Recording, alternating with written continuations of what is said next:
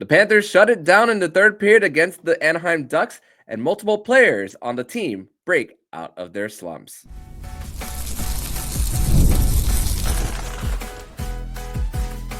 You're Locked On Panthers, your daily podcast on the Florida Panthers. Part of the Locked On Podcast Network, your team every day. And welcome into this Wednesday, January 22nd edition of the Locked On Florida Panthers podcast, part of the Locked On Podcast Network, where it's your team every day. Thank you for making the Locked On Florida Panthers podcast your first listen of the day. I'm Armando Velez, and you can follow me on X and Blue Sky at MonoMan12. Follow the show account on X and Instagram at LO_FLA Panthers, and on Blue Sky at LOFLA Panthers. You can listen to the podcast anywhere you listen to podcasts and on YouTube. And shout out to the everydayers who come back here and get your daily Florida Panthers fix. So we are recording this after the Florida Panthers 5-2 win over the Anaheim Ducks to sweep the home and home for them. And the Panthers getting this road trip started for them on a high note as 5 goals in the first period, none in the second, and then 19 seconds into the third period, the Panthers extend their lead to 2 and play shutdown hockey from there.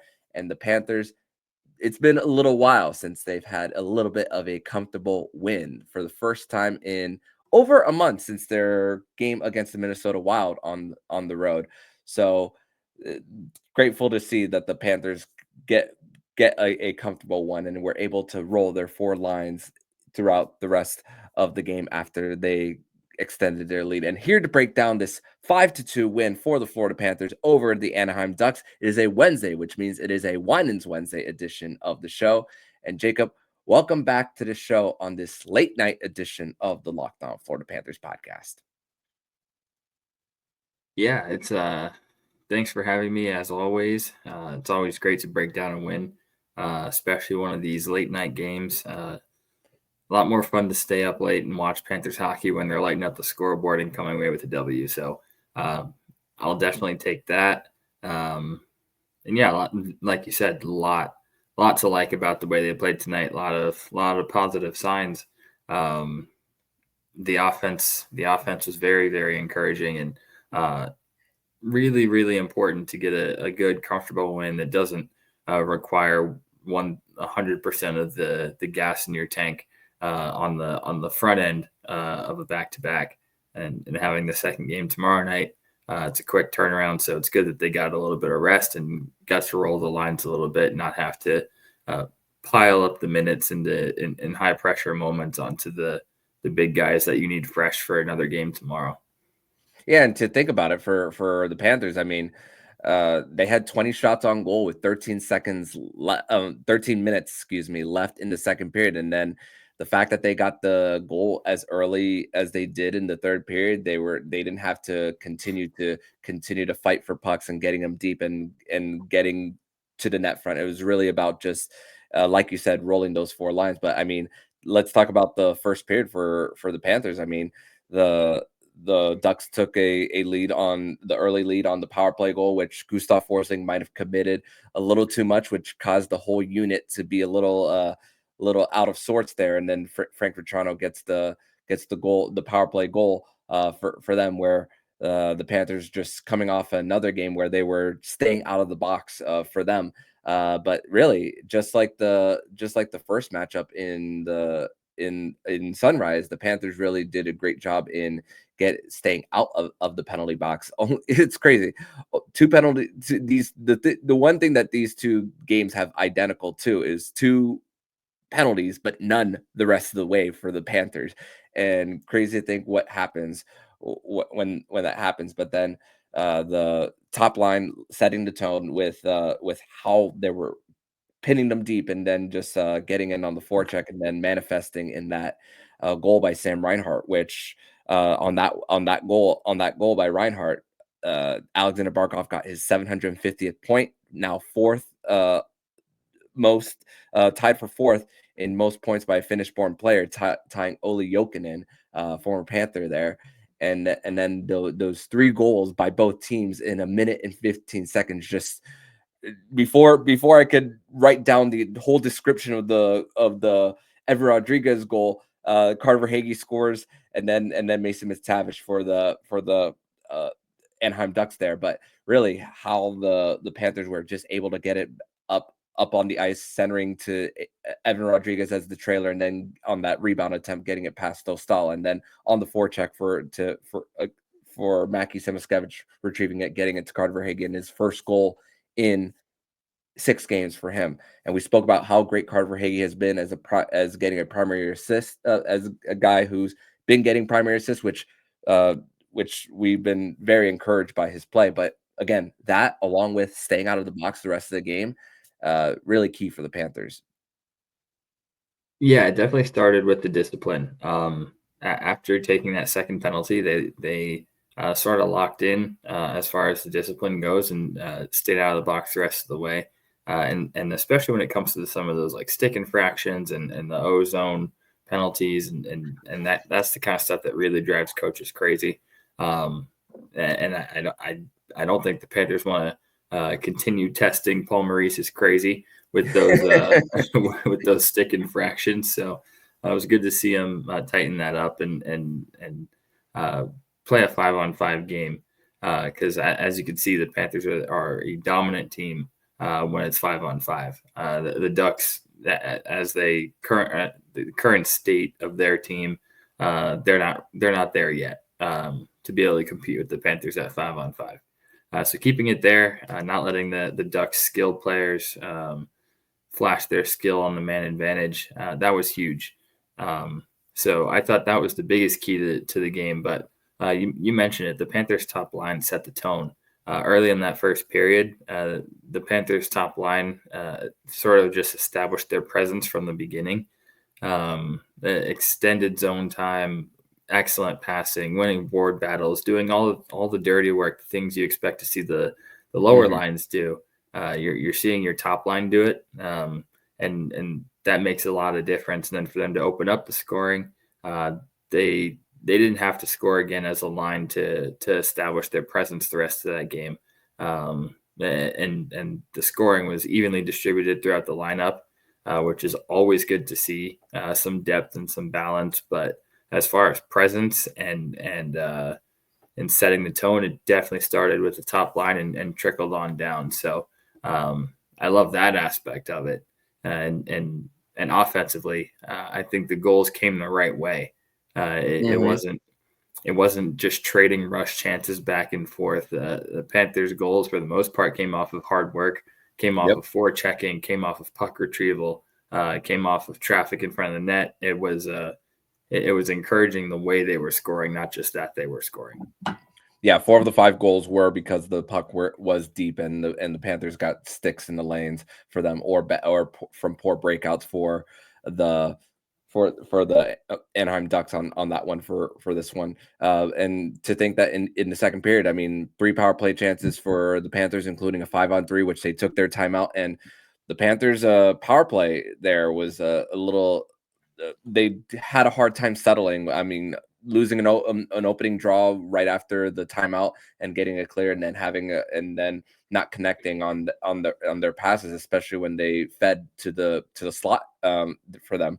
Although they led slot shots 16-7 in after 2, the second chances for the Panthers were hard to come by for them in the second period there. So credit to Anaheim on just able to just stay in it for them. And then really first shift in the third period, Sam Bennett, a 20 goal game drought of not scoring a goal, all the pressure. And someone pointed this out, that this connection that he hadn't scored since the announcement of the Four Nations face-off.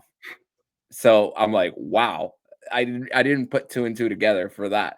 And then how that goal was scored, and then the mixing of him and Mackie Miscavige, which I was a little skeptical with, but they proved me wrong, and for at least for tonight, on just how they were able to just feed off each other and connecting. And then even just Etu getting in on the rush. There was one rush chance that Etu had that was had Anaheim just losing an edge there, and then he was able to at least get open in space.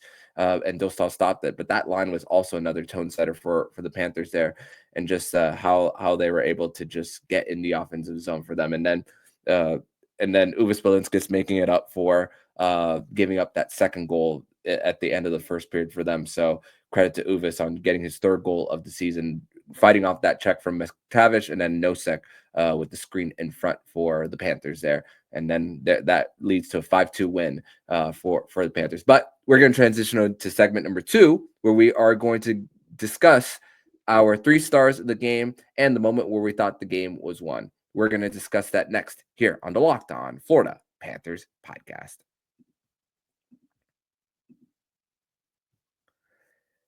Today's episode is brought to you by Select Quote.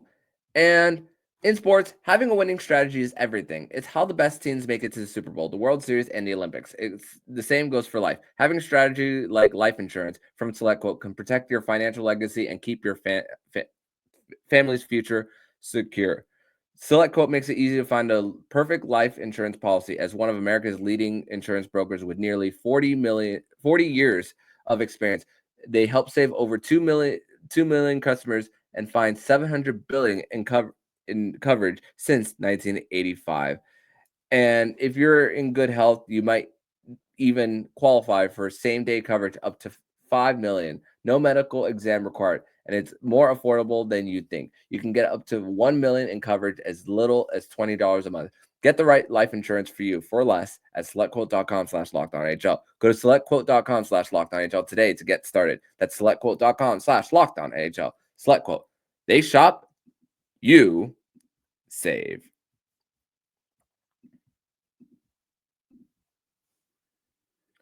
And I'd like to thank you guys once again for making the Locked On Florida Panthers podcast your first listen of the day here on a Wednesday edition of the show, a Winans Wednesday edition, where the Florida Panthers defeat the Anaheim Ducks by a final score of 5-2 from the pond. So, by the way, Jacob, they spoke about it on the pregame show about the Radko Gudas bobblehead for that the Ducks were giving away, and fitting that they did it against his former team. And then Paul Maurice talking about it.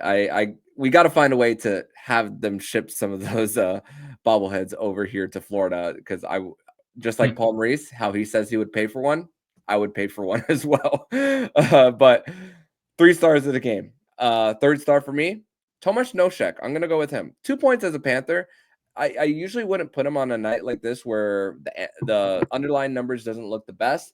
But he came up in big moments for the Panthers, getting some stretch passes that led to the Erod goal. There was another one towards the end of the second period where AJ Greer had a nice breakaway opportunity and then created the screen on like I said earlier, on the Balinskis goal. So Nosek is my number 3 star of the game. So your third star of the game, Jacob.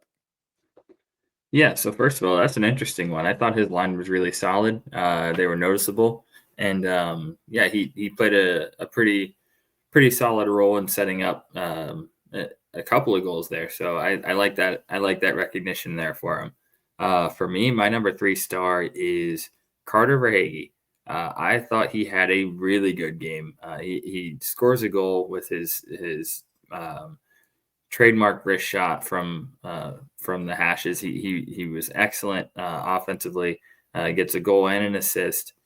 Starting to pile up the points again a little bit. We've seen it in the form of assists, but now he's back in the score sheet with the goal. And he also just kind of played with an aggression that we haven't really seen. We have in the last few games, but we haven't seen it consistently the entire year. But he easily could have had at least 3 goals in this game. He had one rush chance in the third period where he just turned on the jets and beat everybody else up the ice. He was in the right places at the right times. The chemistry between him and Lundell seems to be growing. Having Jesper Boquist on his line seems to continue working. And I thought he looked pretty good on the power play tonight too. Shoot first mentality, wasn't waiting around. He was getting the puck, and if he can start to become a weapon again on the power play, that opens things up on the other side for the Tkachuk Reinhart bumper play. So Carter Verhaeghe impressed me tonight. He's been trending upward the last few games, but a goal and an assist the results are going to start showing here soon. That's huge for the second half of the year. So number 23 is my third star. Yeah, I got Verhaeghe somewhere in this list, but also, number 2 star for me is Mackie Samoskevich, 2 points on the night. The chemistry for him and Sam Bennett have been they fit like a glove for him, and then resulting in Sam Bennett's first goal in 20 games, and puppies can be adopted again from the breaking of the goal drought. His first goal since December 3rd for him, and just how he was able to once again use his speed and then just be that first guy to be below the goal lines and get in on the forecheck and just battle it out for them. So number 2 star for me is Mackie Samoskevich for the Panthers. Your second star.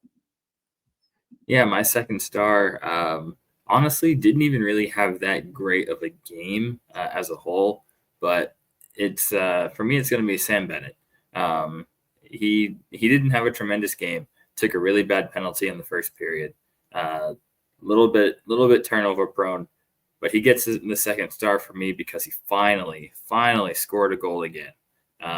That's really the entire reason for him getting the second star for me. He breaks out of the goal drought. Hopefully this is the start of good things to come for him, and he can start to pile those up. But for him to get back on the score sheet with the goal was huge.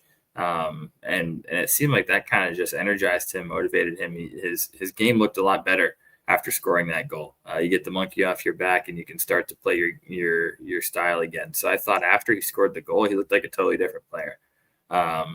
The legs were there. He was creating chances.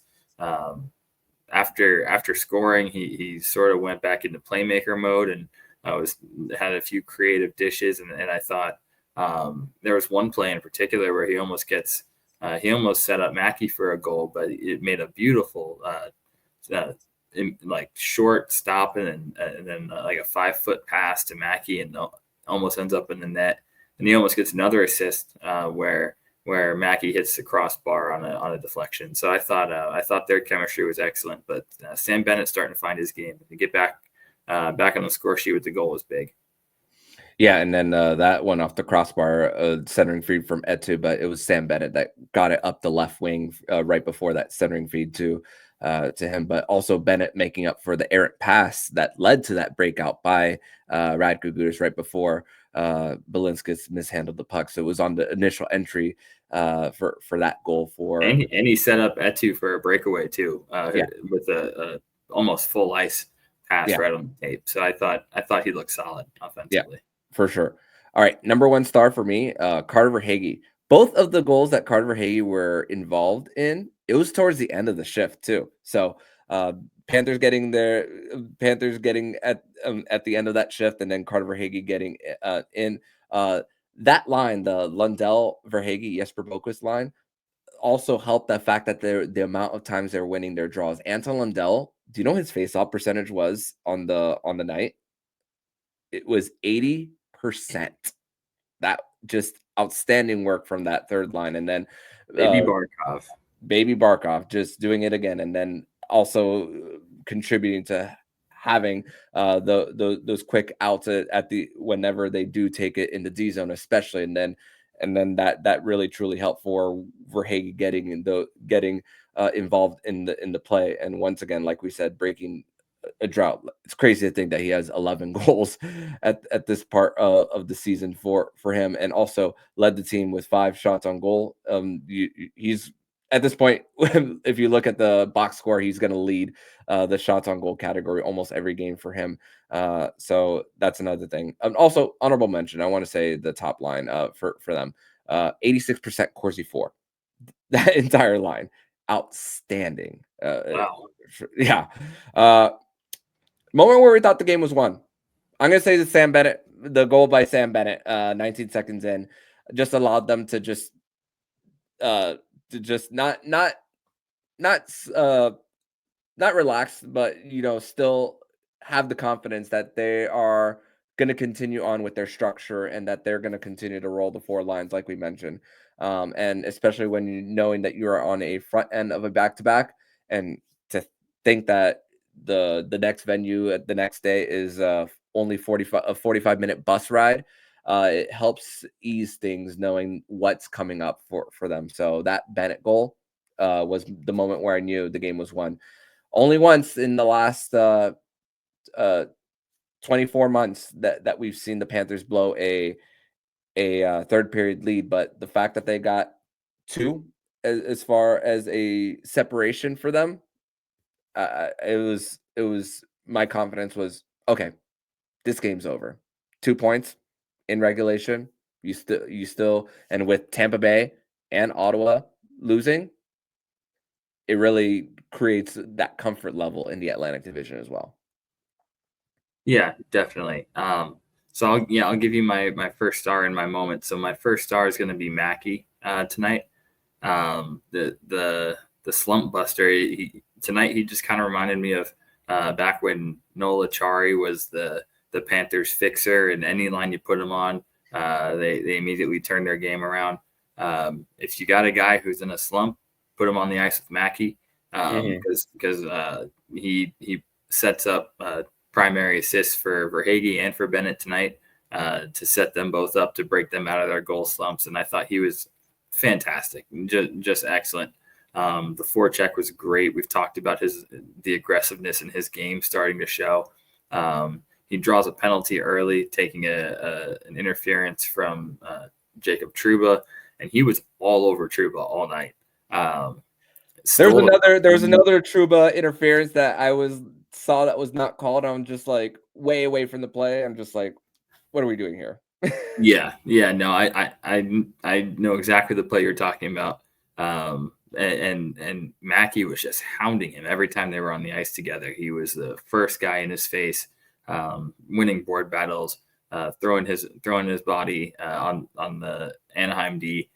He was excellent. And then he gets rewarded with 2 primary assists. Easily could have had 2 goals to go along with it. One hits the crossbar. One ends up being a really nice stop from Lucas Dostal. But I thought he played arguably his best game as a pro tonight. I loved everything about his game. So Mackey's my number 1 star. And then I do have to agree with you on the moment I knew the game was won. Sam Bennett's goal that felt like the nail in the coffin. I don't think Anaheim's built to grind and make a comeback against a team like the Panthers. They're not at that stage yet. So a multi-goal lead is pretty safe. And I thought once they had that little bit of a cushion, they weren't going to give it up. So that was definitely my moment where I thought the game was won. Plus, the way things have gone lately, if Sam Bennett's scoring goals, that means good things are happening. He's had a really rough go of scoring goals lately. He's been snake bitten. So you just kind of knew that once he got back on the score sheet with the goal, it's going to come in a win. The guys aren't gonna let his goal go to waste. Yeah, they're not going to grip the stick too tightly when you get past a certain drought. And also the misinterference call on Trouba. I'm looking back at my notes. It was right before Fabry got his second penalty, and that was on Jesper Boquist that he had, and they were just upset about that one. And there were just some hits after the play there against Jacob Trouba, which they are very familiar with, of course, with the most recent playoff series when he was with the Rangers. But we're going to transition over to segment number 3, where we're going to discuss more of the second end of a back-to-back, where the Florida Panthers have a quick turnaround as they head just a little north to Los Angeles County. We're going to discuss that next here on Locked On Florida Panthers podcast. Today's episode is brought to you by FanDuel. And from the first whistle to the final drive, FanDuel makes the NFL playoffs even more exciting. Right now, new customers can bet $5 and get $300 in bonus bets if your first bet wins. That's $300 to keep the action going. The FanDuel app is so easy to navigate, and there are a variety of bets that keep the game excited.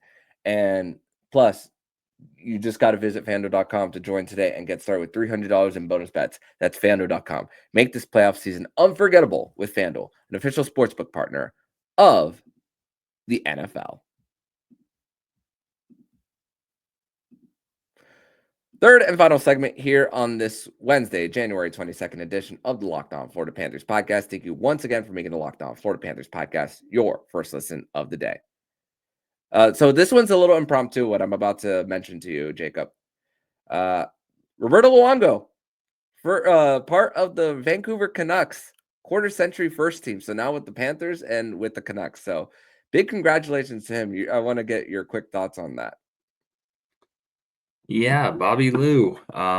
His time in Vancouver was uh, as good, if not better, in some stretches than his time in Florida. He selfishly, as a Panthers fan, I really wish the Panthers got all of those years with Luongo in a Panthers uniform. But he was remarkable with the Canucks, taking them to the Stanley Cup final. They lose in 7 to the Boston Bruins in 2011, but his play that entire playoff run was something special.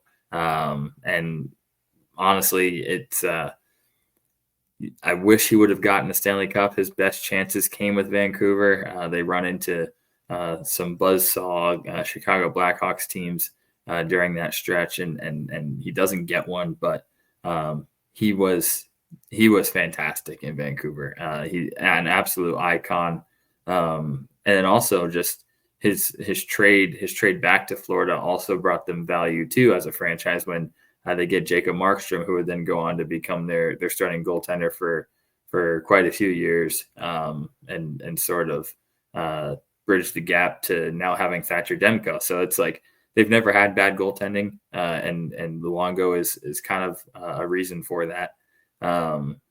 Whether he was there or the value that returned in the trade for him coming back to Florida. So nothing but love for Luongo, and what an honor.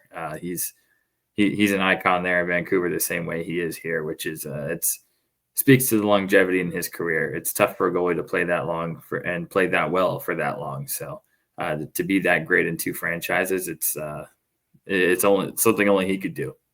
Yeah, better days then for the Vancouver Canucks than now, as they lost again, this time to the Buffalo Sabres at home, which there could be a trade heating up for possibly JT Miller.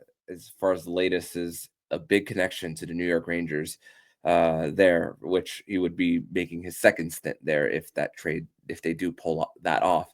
And also another team that the Canucks bumped into was the LA Kings, first time in 2012 there of their first of 2 in a 3-year span. And that's a good segue for tonight's game between the Florida Panthers and the Los Angeles Kings. 10 p.m. on TNT. Kenny Albert, Eddie Olachuk, and Jackie Redmond will be on the call.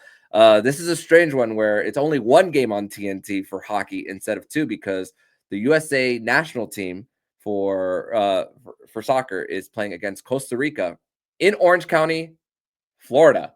So the Panthers recently played in Orange County, California, and then the first end of a TNT doubleheader is from Orange County, Florida. There. So, but we'll still get some hockey, and we'll get a whole bunch of cat noises from the TNT crew for sure. The first one always catches me off guard, and I'm like, okay, I gotta listen to this the rest of the broadcast. But the Kings, best home team in the entire NHL, 14-3-1. One of the best goals against in the entirety of the NHL. Darcy Kemper, what a story for him. What a win-win trade between the Washington Capitals and the Los Angeles Kings. And I'm sure Dick Kemper has heard the noise even after he won the Stanley Cup. It's like, oh, the Avalanche won despite you and everything there. But the Panthers, 4 straight losses in Los Angeles. The last win came on March 16th, 2019. But the Kings, a very similar style of play with a heavy type of game. And this is a great challenge for Spencer Knight getting in on the second end of a back-to-back.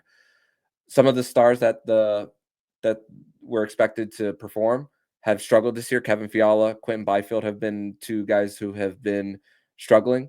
They even had Brant Clark, a defenseman, play some forward minutes in their most recent game for them. So that's how much they're struggling. But if there's any player that I'm looking at for this matchup, that if I look 6, 7 years from now, on someone's game who will age like fine wine in Alexander Barkov, I'm looking at Anze Kopitar with the season that he's having, and it's almost every single season. Even at age 38, he's up there leading the Kings in points. So what a player that the Kings still have over there. And the fact that the lack of goals against, Drew Doughty's still not back for the Kings neither. So incredible what they've been able to do.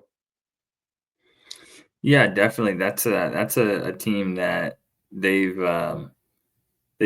been sort of set in their identity for a very, very long time, and they do it well.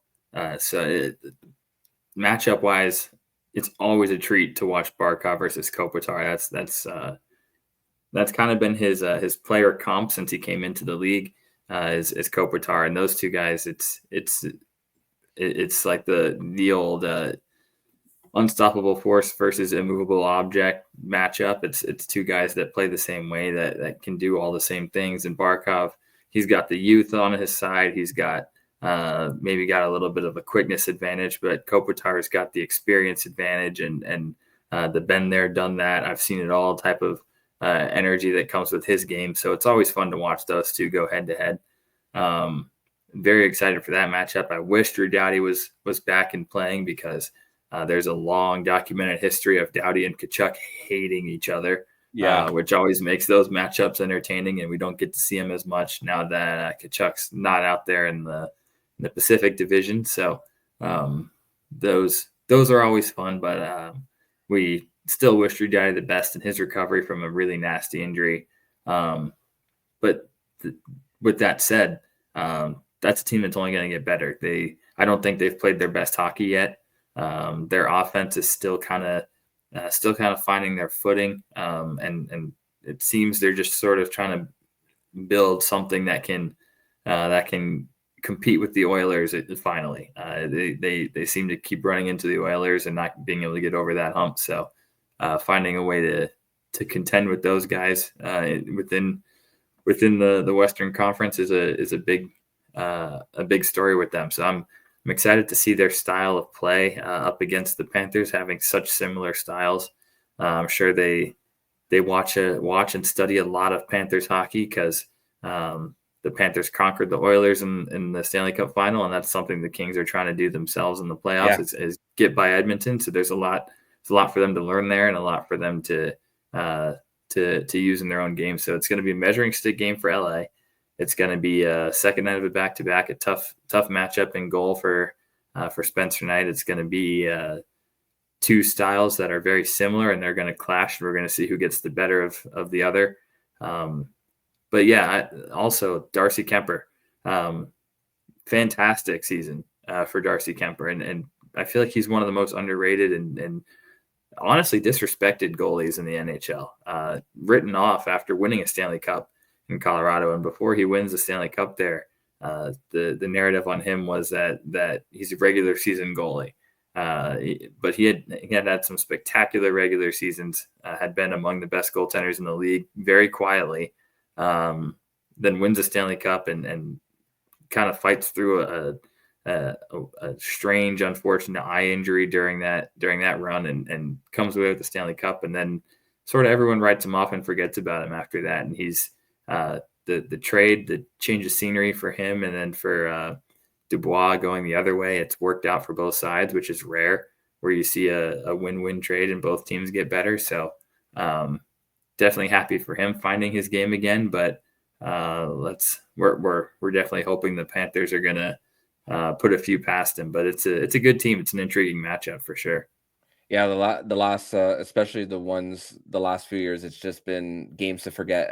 I mean, you think about Matthew Tkachuk getting a stick into the eye of Jonathan Quick and then getting suspended after that for them. And then last year, it was the game right before Ekblad and Montour came back, and then Josh Mahura gets hurt in the game after a battle in the half wall right before they came back. So a lot of matchups against the Kings that have just, not only the Panthers lost, they haven't been close in some of them for them. And also, I think about the Kings. I mean, if the season were to end today, it'd be Kings, Oilers, again, I know Vegas has slumped, has been in a little bit of a slump lately. So by points percentage, the Oilers are better. But I feel like the best comparable I can think of is kind of like the Dolphins.